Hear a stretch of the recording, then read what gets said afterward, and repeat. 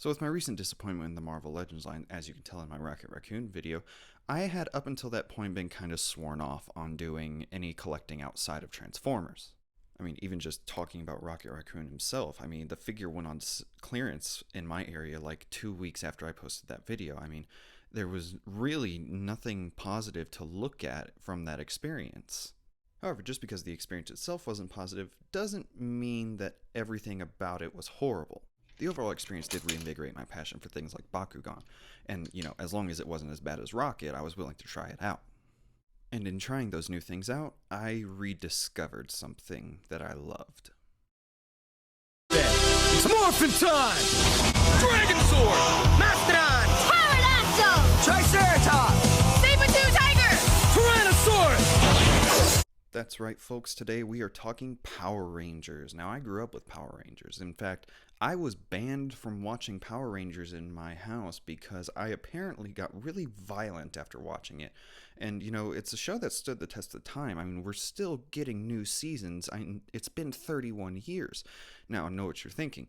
Well, what's your favorite season? And of course, it's Dino Thunder, and I will hear no other arguments about that. And no, I am not collecting the Megazords. They're way too expensive, and they don't do near enough for me to justify spending that much money on. No, today we're talking about the Lightning Collection figures. Now, if you don't know, this is basically Marvel Legends, but with Power Rangers. However, there are some key differences. Number one, these actually have different size classes. There's the $25 and the $30 mark. And then, of course, you might have some more expensive ones. Usually, these run you about $27 for the basic figures and then about $35 for the larger ones, or the ones that have more accessories. To narrow it down today, I will be focusing on two: the Blue Centurion and the Black Dino Thunder Ranger. But wait a minute, didn't you just say these are basically Marvel Legends but with Power Rangers? And yet you hated your experience with Marvel Legends? What's the deal here? And I will get to why exactly I think these are more worth it, in my opinion, later in the video. But for now, let's just get to articulation. The head is a ball jointed, so you get full 360, but it's also hinged at the bottom, which allows you to get some really nice up and down movement. The shoulders get full extension outwards, a bicep rotation that gives you full 360, a double hinged elbow, but it is very tight, so I would advise being careful about it. Wrists that rotate all the way and actually have a hinge on the bottom, but we'll get to that later. As far as the torso goes, you get double hinges going back and forth. The upper section is ball jointed, which allows for a very nice rotation overall. You do get butterfly joints for the shoulders. And as far as legs go, you get out rotation at the thigh, which allows for 360, a single jointed knee, but this does vary, a rotation at the shin, and ankles that pivot, point, and pull. Immediately, we get far more articulation and far better feeling articulation than we did with anything Marvel Legends.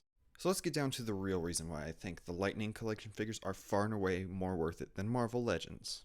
Looking at the Black Dino Thunder Ranger, we have swappable heads, the figure comes with the helmet on, swappable hands, which two will be pre-installed on the figure, a weapon, and a blast effect part. That's right, ladies and gentlemen, for just an additional $2, you immediately get at least double the amount of accessories that a Marvel Legends figure comes with. I mean, what? Marvel Legends came with one weapon and then the Build-A-Figure piece, and it was $25 for that. But we have to remember that there are also two different size classes to the Marvel Legends and the Lightning Collection. Marvel Legends has its $25 and its $50, whereas Lightning Collection has its $27 and its $35. Blue Centurion falls under the $35 range, so we'll take a look at all that he comes with. With Blue Centurion, you get an array of different accessories. You get two different sets of hands, two of which will come pre-installed with the figure. You get two different sets of holsters, two of which will come pre-installed with your figure. You get this, what I'm assuming is a communicator. Listen, I never really watched the show growing up, I only watched the movie. Please don't flame me too hard in the comments.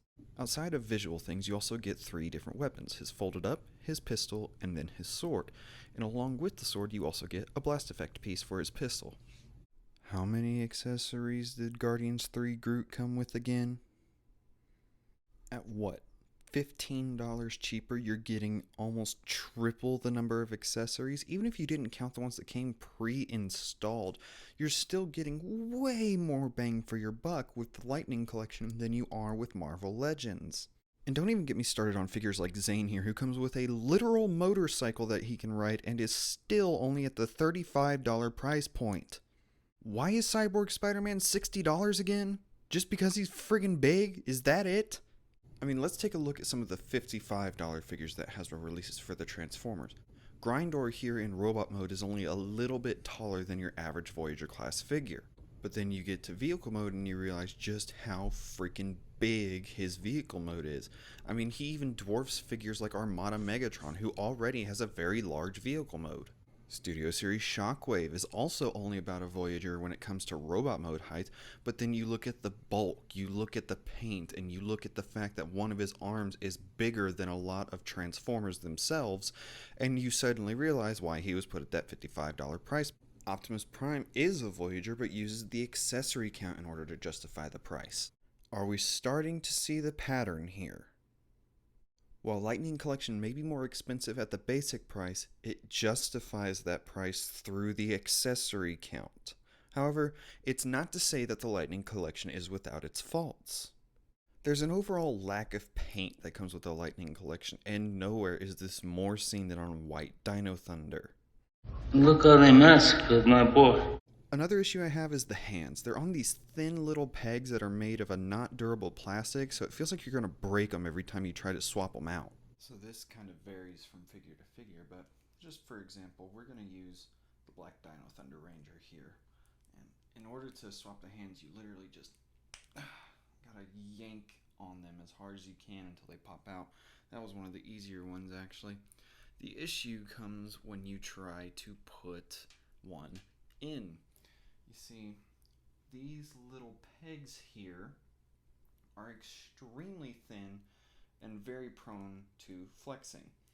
I could have sworn on several occasions during the making of this video that I was going to snap these in half. So you just take it, line it up, there's a little hole in the wrist, and you just push and hope nothing breaks. Alright.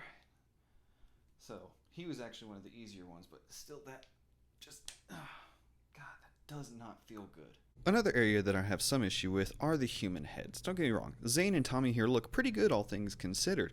You know, just a little more paint would probably help them out and make them look really great. And then, oh my God! Yeah, here's where Marvel Legends takes a big W over the Lightning Collection. The human heads just in general for Marvel Legends are spot on, where here it's extremely hit or miss. But here's the thing, this video was never meant to be a, oh, this is why you should collect the Lightning Collection figures, and you should never buy another Marvel Legend figure ever again.